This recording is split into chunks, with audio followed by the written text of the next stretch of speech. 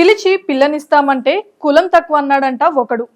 ప్రస్తుతం ఈ dialogue AP రాజకీయ వర్గాల్లో తెగ వైరల్ అవుతుంది. సరిగ్గా కూటమి అధికారం వచ్చే వేళ, బాబు సీఎం అయ్యే వేళ ప్లేట్ పిరాయించి జగన్ పంచన చేరి పవన్ పై చంద్రబాబు పసలేని ఆరోపణలు చేశారు.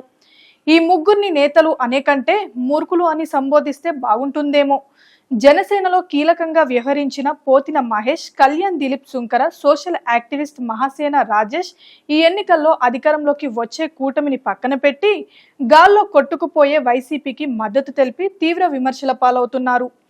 జనసేనకో టీడీపీకో జై కొట్టి ఉంటే ఈ రోజు వీరి జాతకాలు మారిపోయుండేవి. ప్రస్తుత ఏపీ ఎన్నికల్లో 3 ఇడియట్స్ అని పేరు తెచ్చుకున్నారు ఈ ముగ్గురు. జగన్ ను ఓడించడమే లక్ష్యంగా టీడీపీ అధినేత నారా చంద్రబాబు నాయుడు జనసేన అధినేతతో కలిసి కూటమి ఏర్పాటు చేశారు. అయితే సీటు దక్కకపోవడంతో నేత పోతిన మహేష్ వైసీపీలో చేరారు. అయితే పోతూ పోతూ పవన్ పై సంచలన వ్యాఖ్యలు చేశారు. పవన్ కొత్త తరం నేతలను తయారు చేస్తారని ఆయనతో గుడ్డిగా అడుగులు వేశాం. టించేవాడు నాయకుడు అవ్వలేడు, నమ్మకం కలిగించేవాడు మాత్రమే నాయకుడన్న ఆయన స్వార్థ రాజకీయ ప్రయోజనాలు కలిగిన వ్యక్తి పవన్. ఇలాంటి పాషాణ హృదయం కలిగిన వ్యక్తితో ప్రయాణం చేసిన మాపై అసహ్యం కలుగుతుందన్నారు. ఇక గత 2019 ఎన్నికల్లో వైసీపీకి జై కొట్టిన మహాసేన రాజేష్ సైతం కూటమిపై తీవ్ర వ్యాఖ్యలు చేశారు. పవన్ కళ్యాణ్ గారితో పోలిస్తే మా వర్గాలకు జగన్ గారే బెటర్ అనిపిస్తుంది.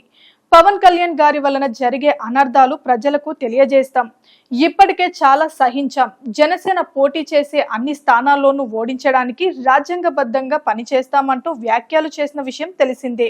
ఇక ప్రముఖ న్యాయవాది యూట్యూబర్ కళ్యాణ్ దిలీప్ సుంకర సైతం కూడా మొదటి వరకు జనసేన పార్టీకి మద్దతిచ్చాడు. అయితే ఎన్నికల ముందు ఏమైందో ఏమో కానీ ప్లేట్ పిరాయించి జగన్ కు జై కొట్టాడు. పేదలను టార్గెట్ చేస్తూ జగన్ అమలు చేసిన నవరత్నాలు ఆయనకు తిరిగి ఓట్ల రూపంలో వచ్చే అవకాశాలు ఉన్నాయని ఆయన తెలిపారు. జగన్ పథకాలతో లబ్ధి పొందిన వాళ్ళు మళ్లీ ఆయనకు ఓటేస్తారని కళ్యాణ్ దిలీప్ సుంకర పేర్కొన్నారు. పవన్ గతంలో టికెట్ ఇస్తానని చెప్పారు, కానీ నాకు టికెట్ కావాలని ఎప్పుడూ అడగలేదని సంచలన వ్యాఖ్యలు చేశారు. ప్రస్తుతం వీరు ముగ్గురు ఏపీ రాజకీయాల్లో దురదృష్టవంతులుగా మిగిలిపోవడం హాట్ టాపిక్ గా మారింది.